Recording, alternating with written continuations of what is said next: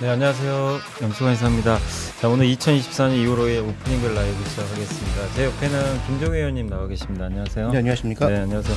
방금 이제 주식시장이 출발을 해서 이제 말씀을 좀 드리면 오늘 좀 미국 증시가 사실 또 크게 올랐는데도 불구하고 한국 증시는 마이너스 출발을 했습니다. 오늘 마이너스 8포인트 정도 하락 출발을 했고요.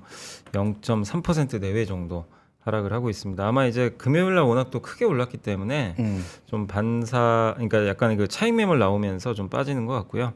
상승은 448개로 그래도 상승 종목이 더 많은 상황입니다. 코스닥은 마이너스인데 마이너스 3.38포인트고요.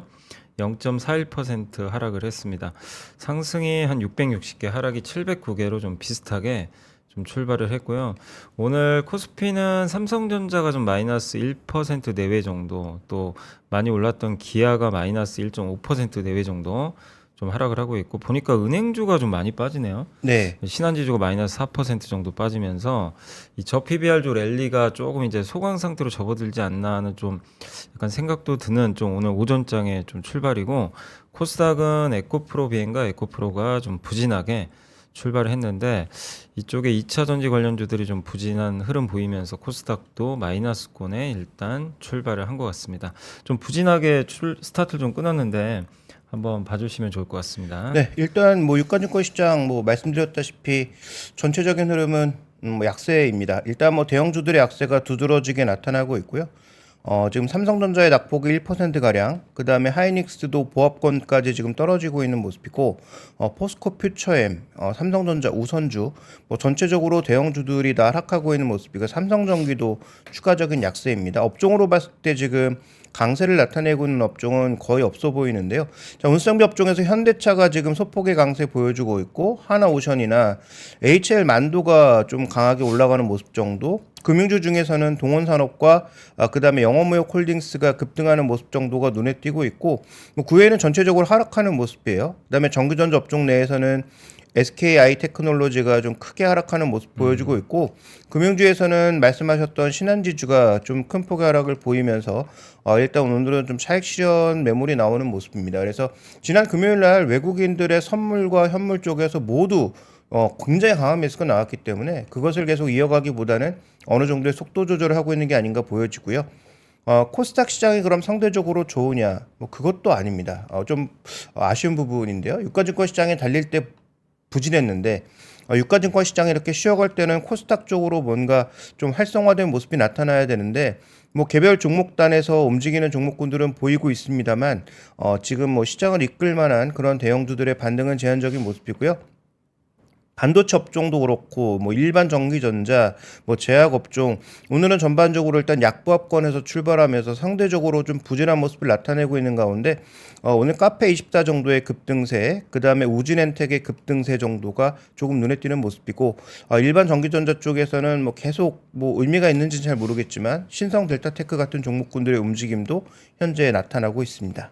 지난 이제 금요일 날은 저희가 이제 아침에 말씀드릴 때 운수 장비 업종으로 외국인 매수가 급증하면서 이제 네. 자동차가 거의 폭등을 했는데 그렇죠. 오늘도 외국인이 좀 사긴 사는 것 같아요. 근데 이제 보니까 외인 전체적으로는 매도가 한 300억 정도, 또 기관 투자자는 680억 정도 매도인데, 근데 기관의 매도는 연기금보다는 이제 금융투자 쪽 네. 매도인 것 같고, 그리고 여전히 뭐 운수장비 업종에 대해서 외국인들이 근데 지금 또 이렇게 시간이 좀 지나서 보니까 운수장비 아침에 플러스로 이제 출발을 했다가 지금 외국인들이 다시 매도로 살짝 좀 전환은 된 것 같습니다. 그러니까 보니까 오늘 외국인들도 지난주 금요일에 어마어마한 그 대량 매수, 역대 최대 뭐 순매수라고 하던데 네. 그 매수를 일단 이어가지 못하고 약간의 좀 매물을 내놓고 있는데 오늘 또 수급 상황도 한번 오전에 봐주시면 좋을 것 같습니다. 네, 일단 오늘은 뭐 말씀하셨던 금융 투자를 중심으로 한 기관의 매물이 확대되고 있는 국면이고요. 외국인들도 금융업종 정도를 제외하고는 네. 그렇게 강하게 사지 않는 모습입니다. 그런데 지난 뭐 금요일에도 말씀드렸고 지난주 내내 말씀드렸지만 이번 시장의 가장 중요한 핵심 포인트는 비차익 매수를 얼마나 강하게 끌어올 수 있느냐라는 부분을 계속 언급드리고 있고, 그런데 오늘은 비차익 쪽에서 비교적 큰 매물이 나오고 있는 상황입니다. 전체적으로 지금 금액으로 봤을 때 프로그램 비차익 쪽에서 지금 한 뭐 벌써 시작하자마자 차익과 비차익 모두 합쳐서 뭐 2천억 가까운 매물이 나오고 있는데 외국인과 기관의 매물이 그 정도가 잡히지 않고 있다라는 것은 이 매물을 딛고 누군가 또 사고 있다라는 그런 얘기예요. 그래서 전체적으로 지금 현재 뭐 낙폭이 좀 커지고 있는 것은 눈에 띄는 부분이긴 합니다만 그동안 꾸준하게 시장을 끌어올렸던 비차익 쪽에서 매물이 강하게 흘러나오고 있음에도 불구하고 그것을 기관과 외국인들이 충분하게 수급 상황에서 반영하지 않고 있다라는 것은 이 매물을 근간으로 누군가는 강하게 사고 있다라는 것을 방증하는 것이죠. 그래서 아마 오늘 선물이 일단 2,000계약 넘게 매물이 나오고 있는데 이 선물 매도가 줄어드는 구간에서 과연 어떤 움직임을 보일 것인가가 중요한 핵심 포인트일 것 같고요. 그 다음에 오늘 사는 종목도 변함이 없다는 것이죠. 현대차, 그 다음에 하나금융지주, 신한지주, SK스퀘어, KB금융 이런 종목군들을 사고 있는 모습이어서 뭐 일단 뭐 조정과 뭐 반등 여부에 상관없이 외국인들이 사는 방향도 일단 바뀌지 않았다라는 거죠. 다만 뭐 기아, 네이버, 삼성전자 일부 종목군들로는 분명히 매물도 나오고 있습니다. 그래서 이 매물이 나오고 있는 종목군들이 추세적으로 매물이 나온다기보다는 어느 정도 지난 목요일, 금요일 날 급등했던 것에 뭐 반발 작용 정도로 보시는 게 좀 좋을 것 같고요. 뭐 그런 차원에서 오늘은 얼마나 잘 버티는지 여부가 중요하지 않나라고 보고 있고 지금 장 초반부터 강하게 나오고 있는 이 비차익 매물이 과연 시간 내내 오후장까지 끊임없이 나올 것인가가 가장 중요한 관건이 될 것 같습니다. 요즘에 그러니까 주식시장 보신 분들 참 이게 너무나 뭐라 그러죠? 그러니까 이게 변화가 너무 빠르니까 네. 참 대응하시기 힘든 게 그냥 쫓아다니면 거의 계좌가 녹는 것 같고요. 쫓아다니기보다는 이제 미리 길목을 좀 지켜야 되는데 그게 또 어느 게 갈 줄 잘 모르다 보니까 그렇죠. 참 기다림의 시간이 또 오래 걸릴 수도 있고 근데 막상 또 갈아타면은 성과가 안 좋고 그래서 진득하니 기다리는 게 차라리 더 나은 전략은 맞는데 너무 그 하루하루 변동성이 너무 크고 그리고 갑자기 또 1월 말부터 이제 저 PBR주 랠리가 지금 쏟아져 나오면서 네. 예, 오랫동안 고생하신 분들이라면 기분 좋으시겠지만 또 최근에 성장주 있게 또 뒤늦게 들어가신 분들은 엄청 또 고통당하고 있거든요. 그렇죠. 증시는 급등하는데 내 종목은 급락을 하고 있으니까. 근데 이게 계속 이렇게 증시 자체는 계속 박스권이에요. 뭐 2,400 갔다가 2,600 갔다 이 안에서 벗어나질 않는 상황에서 그 안에서 어떤 기업들의 모멘텀에 따라서 자꾸만 이제 변화가 생기니까 여러분들이 어쨌든 여기에 그 시장 분위기에 휘둘리지 마시고 자기가 갖고 있는 기업들 자기가 잘하는 기업만 좀 집중을 하시는 게 오히려 장기적으로는 더 낫지 않나 이렇게 좀 보여집니다. 오늘도 보니까 그 이틀 급등하기 무색할 정도로 또 아침에 급락장으로 좀 변해버렸잖아요. 네. 그래서 참 대응하기가 쉽지 않은 것 같고 오늘 업종을 보니까 일단 그 기계업 중에서 그 HD, 현대인프라코, 현대건설기계 이쪽이 좋은 것 같은데 인프라코가 또 그 주주 환원 정책을 그때 또 발표를 한 것 같더라고요. 네. 이제 그러다 보니까 요즘에 자사주 매입이나 소각 이런 쪽에 이제 관련된 기업들의 주가가 좀 강한데 오늘 업종이나 섹터 쪽으로 보니까 또 초전도체, 뭐 광고 이쪽은 아마 이제 메타가 급등해서 그렇죠. 영향을 좀 받는 것 같긴 한데 오늘 근데 사실 오르는 업종은 사실 거의 없는 것 같아요. 네. 그래서 한번 지금 좀 특징적인 업종 한번 봐주시면 좋을 것 같습니다. 네, 지금 뭐 시멘트 쪽에서 쌍용 CNE가 급등하고 있는 것이 좀 눈에 띄고 있고요. 그다음에 뭐 이 업종 내에서 일부 종목군을 움직이다 보니까 지금 뭐 시장은 조정받고 있는데 비금속 광물 업종만 3% 급등하는 양상이고요. 아마 그게 쌍용시엔이는 이제 공개 매수한 것 같더라고요. 공실 보니까 네네. 사모펀드로 좀 알려진 것 같은데 상장 폐지 추진한다고 합니다. 기사를 네. 보니까 그래서 아마 공개 매수니까 오늘 좀 급등하지 않나 이렇게 보여집니다. 일단. 그러니까 이 종목도 정말 우여곡절이 많은 종목이라서 뭐 뉴스 나올 때마다 급등락은 나오고 있고요. 네. 기업종에 말씀드리는 순간 소폭 상승 반전하고 있는데 뭐 이 안에서 종목군들은 뭐 말씀해 주셨던 HD현대건설기계, HD현대인프라코가 이끌고 있고요. 두산 로보틱스도 소폭의 강세를 나타내고 있는 상황입니다. 또 하나 주목해 볼 것은 이번 주에 캐터필러의 실적 발표도 있는 상황이기 때문에 뭐 그런 부분들도 일정 부분 영향을 줄 수 있고요. 오늘은 대형주들이 조정받다 보니까 상대적으로 소형주들이 조금 움직이는 양상인데 소형주 중에서는 지금 덕양산업, 뭐 두올, 경동인베스트, 한국석유 뭐 이런 종목군들이 강한 모습을 나타내고 있어서 뭐 상대적으로 시장의 중심축에 있는 종목은 아니라고 봐야 될 것 같고 의약품 업종 쪽도 오늘 급등하는 종목이 꽤 보이고 있는데 한미약품이 5% 이상의 강세를 나타내고 있고요. JW 중해제약, 뭐 경보제약, 삼일제약 이런 종목군들이 1% 이상의 강세를 나타내고 있고 뭐 그 외에 이제 테마 쪽에서 좀 살펴보게 되면 아까 말씀해 주셨던 광고 업종이 움직이고 있는데 뭐 이쪽에서는 중소형주들의 흐름이 상대적으로 강하고 또 그 메타의 효과가 네. 일단 연계되어 있는 것이 눈에 띄고 있는 모습이고요. 그다음에 오늘도 뭐 4x4를 비롯해서 일부 종목군들의 강세가 뭐 나타나고 있습니다만 지금 강세 테마가 뚜렷하게 전체 테마가 움직인다든지 아니 볼륨이 좀 크게 움직이는 종목군들은 뭐 상대적으로 좀 제한적인 것 같습니다. 그래서 오늘은 일단 뭐 종목 동향에서는 뭐 개별 종목의 움직임을 제외하고는 전체적으로는 차익 매물을 좀 소화하는 과정에 있다 이렇게 봐야 할 것 같습니다. 네, 그래서 오늘은 좀 변동성이 아침에 굉장히 크고요. 주식시장이 지난주 금요일 날 엄청난 폭등을 했기 때문에 사실 그 후폭풍은 조금 걱정이 안 된 건 아니었는데 일단 오전에 그 매물들이 좀 나오고 있고 특히 저 PBR주를 이끈 업종이 지금 아무래도 은행 업종이니까 네. 이 은행 업종이 조금 이제 변동성이 잦아들어야 될 것 같아요. 지금 보니까 신한지주가 제일 많이 빠지는데 마이너스 6% 가까이 지금 급락세거든요. 이런 부분들이 일단 좀 진정될 때 증시도 다시 한번 조금 이제 나아지는 방향으로 갈 것 같은데 일단 오늘 지주사라든가 저 PBR 관련돼서 많이 올랐던 기업들의 주가가 일단은 일주일 정도 사실 올랐잖아요, 꾸준하게. 네. 네. 그래서 약간의 좀 고비는 온 것 같은데 다만 이제 정부 발표가 그 기사 보니까 2월 말로 알려져 있는데 정확한 날짜는 잘 모르겠어요. 근데 어쨌든 이제 2월 중에 발표를 한다고 하니까 뭐 그때까지 모멘텀은 살아 있는데 이제 걱정은 이제 기대도 되면서 걱정은 좀 그거예요. 생각보다 좀 별거 없으면 어떡할까? 네. 솔직히 좀 그게 좀 걱정돼요. 그렇죠. 그러니까 모두가 그렇죠. 지금 왜냐하면 네. 이제 군부를 다 지펴놨는데 여기서 이제 막상 소문난 잔치에 먹을 거 없으면 굉장한 실망 매물 또 쏟아져 버릴 수도 있거든요. 네. 가뜩이나 지금 우리나라 지금 재평가 받을 수 있는 상황에서 또 안 좋은 쪽으로 흘러갈 수도 있기 때문에 어쨌든 좀 정부 정책이 저는 좀 강제성 있는 게 좀 나오면 더 좋지 않을까 싶긴 한데 네. 그건 또 정부가 결정할 문제라 제가 뭐라고 할 수는 없는 것 같고 어쨌든 이제 2월 말에 발표될 그 정책 관련해서 조금 시간은 좀 남아 있으니까 좀 지켜보시되 다만 오늘은 어쨌든 증시가 지난 일주일 내내 저 PBR주 랠리가 나왔기 때문에 뭐 어떻게 보면은 그 차익 매물이 좀 쏟아지고 있는 오전장의 흐름이다라고 봐주시면 좀 좋을 것 같습니다. 시장 좀 어떻게 보세요? 이게 증시가 뭐 오늘 보니까 또 네이버도 금요일 날은 뭐 실적 좋다고 급등하더니 또 하루 만에 막 4, 5% 빠지고 네. 정말 이게 대응하기가 만만치는 않은 것 같아요. 그러니까 2,600만 오면 좀 이런 현상들이 나오는데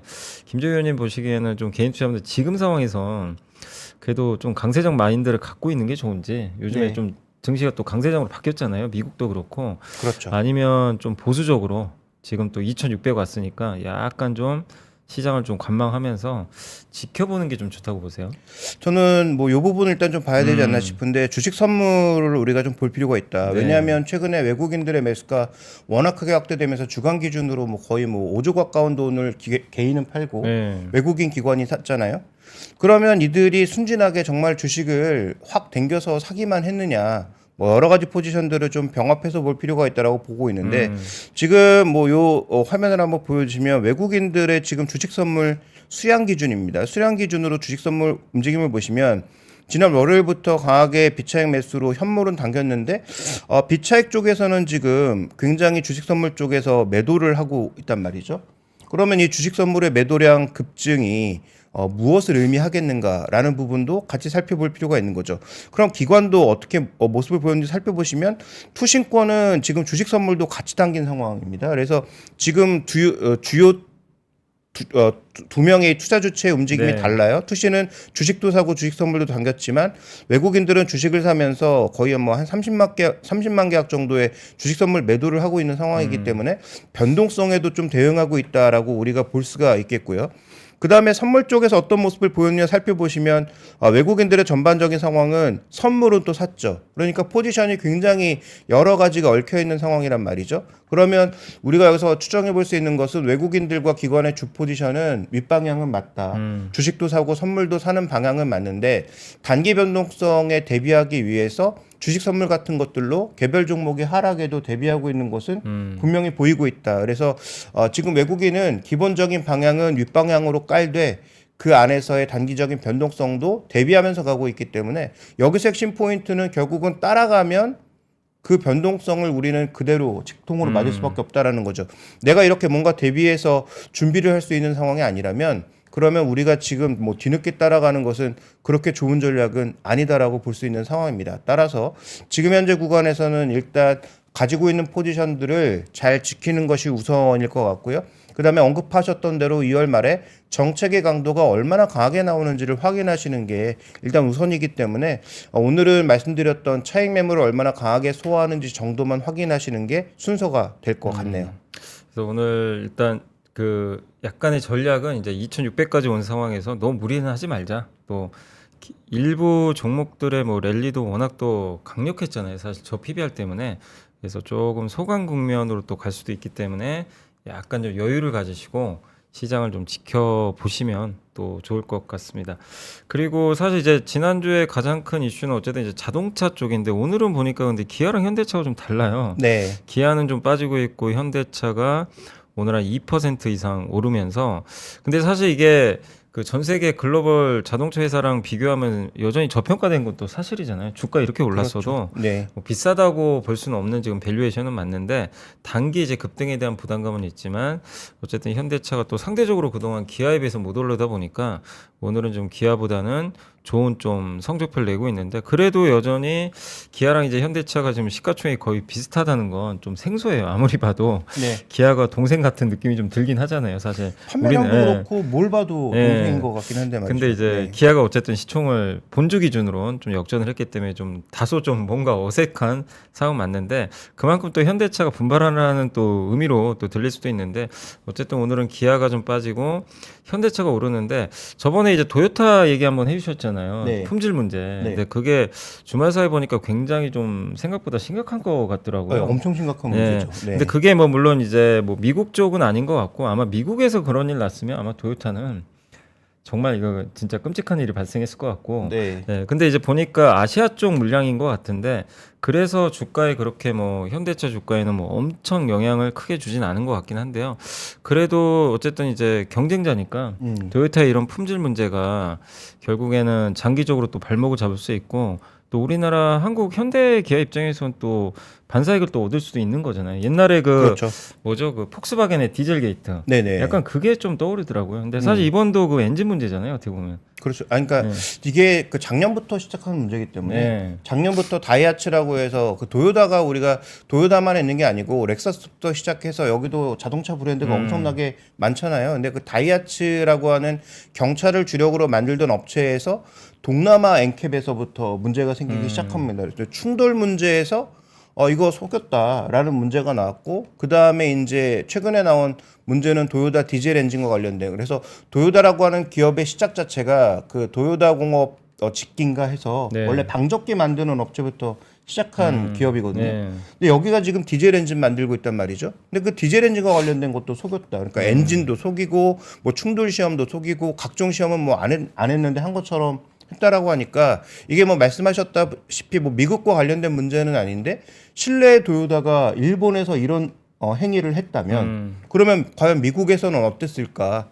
물론 미국은 잘못 한 번 하면 리콜 엄청나게 들이맞으니까 미국에서 과연 뭐 그런 행위를 했는지는 좀 더 검증이 필요하겠지만 실내 도요다가 그런 행위를 했다라고 하는 것은 글로벌 1위 업체로서 뭔가 위신이 좀 떨어지지 않을까라는 그런 생각이 있는 거고요. 그래서 저는 폭스바겐 주가를 잘 봐야 된다.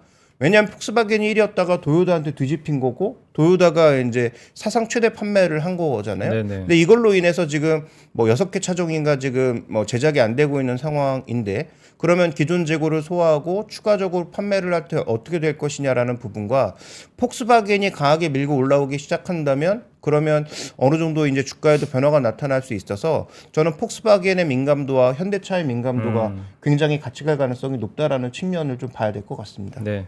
그래서 자동차 한번 이제 좀 이슈들이 요즘에 워낙 많다 보니까 한번 이제 말씀을 해드렸고 오늘 이제 나온 보고서들 하나 좀 가져와 봤는데 한번 이제 화면 띄워주시면 우리가 뭐 물론 이제 많은 분들이 다 저 PBR 얘기만 하고 있지만 중요한 거는 결국엔 펀더멘탈 또 봐야 되니까 그래서 좀 여행 업종에 대한 이제 보고서가 또 괜찮은 게 나와서 한번 좀 말씀을 드리도록 하겠습니다.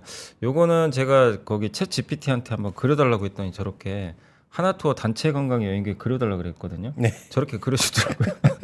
그래서 한번 좀 그림을 좀 가져와 봤고 다음 페이지 한번 보시면 그러니까 단체 관광이 생각보다 그렇게 좋지는 않았던 걸로 아는데 제가 이 보고서를 보니까 아닙니다. 단체 관광이 상당히 좀 좋아지고 있어요. 그러니까 뭐냐면 지인의 연구원님의 보고서를 제가 조금 구어체로 좀 각색을 한 거니까 참고하시면 되겠고 일단 그러니까 송출객이죠. 하나 투어가 35만 명, 모두 투어가 1월에 19만 명 이제 송출객이 나왔는데 그 중에 이제 패키지 여행이 22만 명, 모두 투어가 12만 명. 그러니까 패키지 여행이 많이 가야 이 어떻게 보면 여행사는 좋잖아요. 그렇죠. 자유여행보다는. 근데 이게 2019년 월 평균 24만 명, 12만 명이었으니까 코로나 전 수준에 이제 거의 근접을 하고 있다. 그러니까 패키지도 자유여행 못지않게 살아나고 있다 이렇게 보시면 되겠고 요 밑에 보시면 이제 그래프가 파란색이 순 출국자인데 요 막대기로 되어 있는 게 이제 패키지 여행이라고 합니다. 그래서 이게 오른쪽으로 갈수록 급격하게 늘어나는 모습을 좀 확인할 수 있을 것 같고요.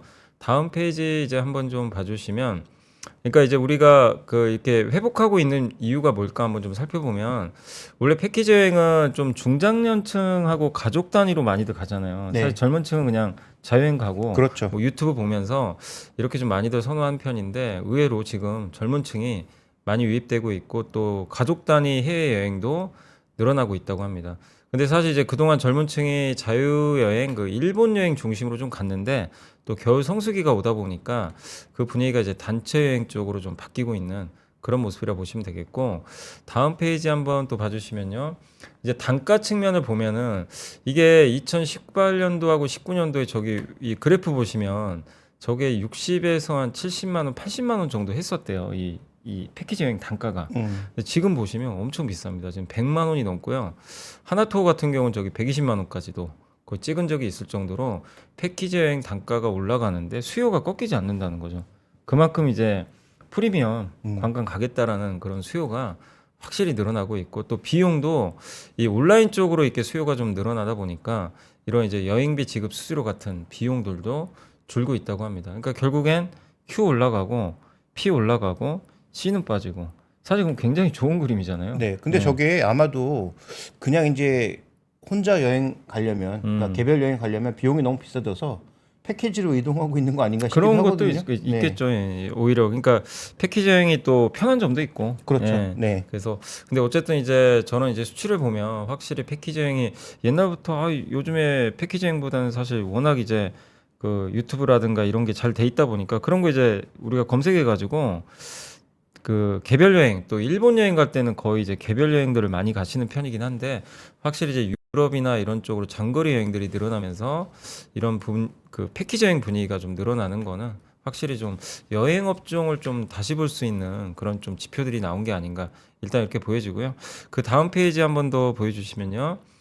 그래서 이제 여행 업종을 일단 이제 바라보실 때 결국 종합을 해보니까 아까 말씀드린 대로 뭐 결국 실적 좋아질 가능성은 높아졌고 그리고 하나투어의 또 특별 배당 모멘텀도 또 있다고 하니까 그건 한번 살펴보시면 좋겠고 그래서 목표 주가를 일단 뭐 지인의 연구원님은 올리겠다라고 해서 이제 목표 주가를 실제 올렸습니다. 그래서 과연 이제 관건은 그거죠. 저런 이제 지표들은 좋은 건 맞는데 이게 지속성이 있겠느냐? 그렇죠. 네, 그거를 계속해서 여러분들이 체크를 좀 해나가시면 좀 좋을 것 같습니다. 그래서 여행과 관련해서 이렇게 보면 많은 분들이 여행주들은 별로 그렇게 특히 투자하실 때 이렇게 선호하는 업종은 아니거든요. 예, 그동안 또 코로나 때문에 굉장히 또 안 좋았기 때문에 근데 분명한 건 패키지 쪽에서 뭔가 변화가 좀 생기고 있다라는 그런 지표들은 나오고 있으니까 그런 부분들도 한번 투자하실 때 참고를 하시면 좋을 것 같고 그다음에 이제 오늘 이 일정 한번 좀 보여주시면 좋을 것 같습니다. 오늘 이제 아까 정프로님이 잠깐 말씀하신 것 같은데 파열 연준장이 아마 지금 인터뷰 하고 있겠죠. 네. 그래서 저도 아직 확인을 안 해봤는데 일단 인터뷰에서 어떤 내용을 할지 좀 지켜보시면 되겠고 그다음에 오늘 오후 2시에 이재용 회장의 부당합병 관련한 1심 선고가 있습니다. 이게 삼성그룹주에 상당한 영향을 좀 줄 수 있으니까 2시부터 이제 선고 공판이 열린다고 하더라고요. 그래서 과연 어떤 판결이 내려질지 좀 지켜보시면 되겠고 이번 주는 이슈는 별로 없습니다. 이슈는 크지 않고 이제 기업들 주요 실적 발표 있으니까 이제 내일은 포드랑 현대중공업그룹 그다음에 수요일은 디즈니나 뭐 에코프로 계열사들 실적 발표가 예고돼 있고 목요일은 중국의 물가 그다음에 이제 금요일부터는 설 또 중국은 춘절 연휴 들어가니까 아마 이번 주는 굉장히 좀 짧게 느껴지긴 할 것 같은데. 그렇죠. 네. 네, 항상 그렇지만 이게 연휴 앞두고는 증시가 그렇게 큰 변화 없었던 것 같은데 연휴 끝나고 나서 제 기억이 그렇게 별로 좋았던 적이 없었던 것 같아요. 그렇죠. 특히 추석과 설날 네. 연휴 이후에는 이게 그렇게 항상 좀 좋았던 아래쪽 기억이 없어서. 변동성이 좀 네. 많이 나왔던 것 같은데 이번엔 또 어떨지 모르지만 어쨌든 이제 또 연휴에 우리가 들어가게 되니까 이번 또 그 연휴에는 어떤 일들이 또 펼쳐질지 한번 좀 지켜봐야 되겠습니다. 자, 저희 이제 제가 전달해드릴 내용은 이제 어느 정도 다 전달은 좀 해드렸고요. 잠깐만 광고 보고 와서 또 저희가 마무리해드리도록 하겠습니다. 잠시 후에 찾아뵙겠습니다. 네, 시장 다시 한번 보겠습니다. 지수 낙폭이 더 커지고 있습니다. 지금 2,579포인트까지 급락세를 좀 보이고 있고요. 예, 등락률은 마이너스 1.37% 정도 큰 폭의 하락세입니다. 지금 하락 종목이 567개로 급격하게 좀 늘고 있고요. 코스닥은 그래도 낙폭이 오히려 오전보다는 좀 줄곤 있고요. 지금 네. 코스닥 같은 경우는 마이너스 0.5% 내외로 오히려 이제 아까는 아침에 쭉 빠졌다가 반등을 하는 그런 모습인데 물론 이제 지금 코스피가 좀 급락하다 보니까 같이 따라서 약간 또 밀리는 상황인데 일단 에코프로랑 에코프로 BM이 낙폭을 좀 줄였어요. 아까 오전보다는 그러면서 조금 반등이 좀 일시적으로 좀 시도가 된 그런 모습인데 다만 오늘 코스피는 저 PBR주로 불리는 대형 이 저평가주들 특히 이제 뭐 은행 업종 여기가 이제 급락을 하다 보니까 이제 금융주에 좀 주가 충격이 좀 나오면서 지수가 좀 약간은 크게 좀 하락을 하는 그런 모습들이 좀 나오는 상황이고 근데 오늘 올라가는 기업을 보니까 두산 로보틱스 여긴 사실 저 PBR하고는 아무 상관이 없는 업종이잖아요. 그렇죠. 그래서 오히려 좀 로봇주가 좀 반등하고 있고 현대일렉트릭 그리고 현대차는 아마 저 PBR주 내에서는 거의 혼자 그냥 올라가는 것 같은데 오늘은 저 PBR로 가는 건 아닌 것 같고 네, 그렇습니다. 아마 제가 오늘 보고서도 몇 개 좀 읽어보니까 지배구조 전환 기대감도 좀 있는 것 같아요. 그건 한번 보고서도 읽어보시면 되겠고 또 현대오토에버 또 SK 스퀘어 이런 기업들의 주가는 좀 긍정적인 방향으로 좀 흘러가는 그런 모습들이 나오는 것 같고 코스닥에서는 신성 델타테크는 이게 초전도체 말고 또 뭐가 있나요? 요새 근데 초전도체 이슈 별로 없는 것 같은데 뭐 뉴스는 간헐적으로 계속 계속 급등하네요. 나오는 것 같아요. 예. 그래서 아무래도 뭐 시장의 전체적인 분위기가 이렇게 저PBR주 대형주들이 막 움직이다 보니까 중소형주 움직임 거의 없다가 뭔가 그 LK국인가요? 그거 아니더라도 관련된 소식만 나오면 뭔가 네. 계속 반응하고 있는 그런 모습인 것 같아요. 그런데 오늘 시장에서 우리가 한번 잘 관측해봐야 될 것은 네네. 일단 뭐 제가 보기에는 이번에 반등에서 미결제 확정이 단기간에 10,000개 이상 증가했거든요. 네. 그러니까 이틀간 목금 급등하는 구간에서 이렇게 10,000개 정도의 미결제 급증이 있었는데 오늘 그 정도의 물량이 상대적으로 지금 굉장히 빠르게 정리되고 있습니다. 그래서 이 앞전에 들어왔던 소위 한 330포인트 부근에서 350포인트까지 급등시켰던 이 물량들의 거의 상당 부분이 오늘 정리되고 있는데 그럼에도 불구하고 오늘 조정폭이 굉장히 커 보이지만 이틀의 반등폭의 상당 부분이 나오지 않은 상황이에요. 차트를 좀 보여주시죠. 그래서 지금 현재 구간에서 조정폭은 굉장히 커 보이나 지금 현재 이 구간에서 나타나고 있는 핵심은 기존의 미결작정을 늘리지 않으면서 줄이고 있는 거면 기존 포지션 청산하고 있다는 얘기죠. 그러니까 매수를 청산하고 있는 것은 분명히 의미가 있으나 그렇다고 해서 지금 상승 추세를 깨겠다 아닌 것 같고요. 그 다음에 요 구간에서 나타나고 있는 또 하나의 특징이 뭐냐? 외국인들 갑자기 삼성전자와 SK하이닉스의 매수가 급증하고 있는 양상입니다. 지금 요 구간에서 말이죠. 그러니까 현물의 지수 관련주 매수는 더 늘리고 기존의 포지션 정리 정도만 하고 있는 상황이라면 추세의 되돌림이 아니에요. 그래서 지금 현재 구간에서는 여전히 장기 횡보했던 추세에서 윗방향의 선택은 나타난 거고 방향성은 정해진 상황에서 오늘 매물을 어느 정도 소화할 거냐 정도. 그래서 지금 뭐 파월 이슈, 그 다음에 뭐 이재용 이슈 이런 것들에 따라서 단기 변동성이 더 나타날 수 있지만 어쨌든 지금은 전체적으로 상승 추세에 올라타 있는 상황이다. 그 다음에 지금 나오고 있는 매물의 대부분이 베이시스와 연계되어 있는 금융투자 매물이기 때문에 외국인들의 선물 쪽에서 매도만 줄여줘도 언제든지 다시 대형주 중심으로 반등할 수 있는 그런 장이다라는 것을 염두에 두시면서 접근해 보실 필요가 있을 것 같습니다. 네.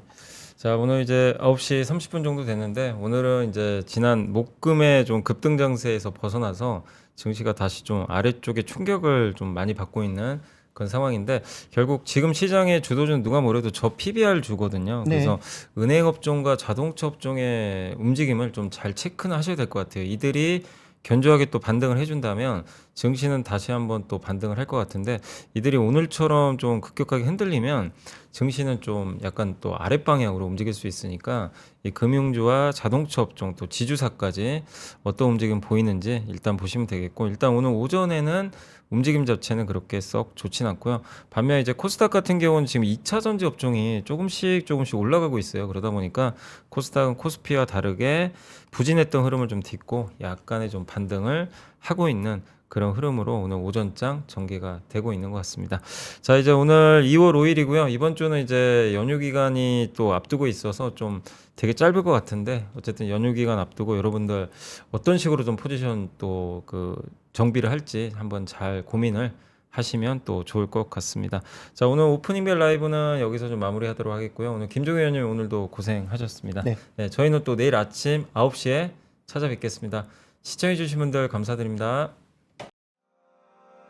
장 시작 전부터 종료까지 쏟아지는 수많은 뉴스와 정보들.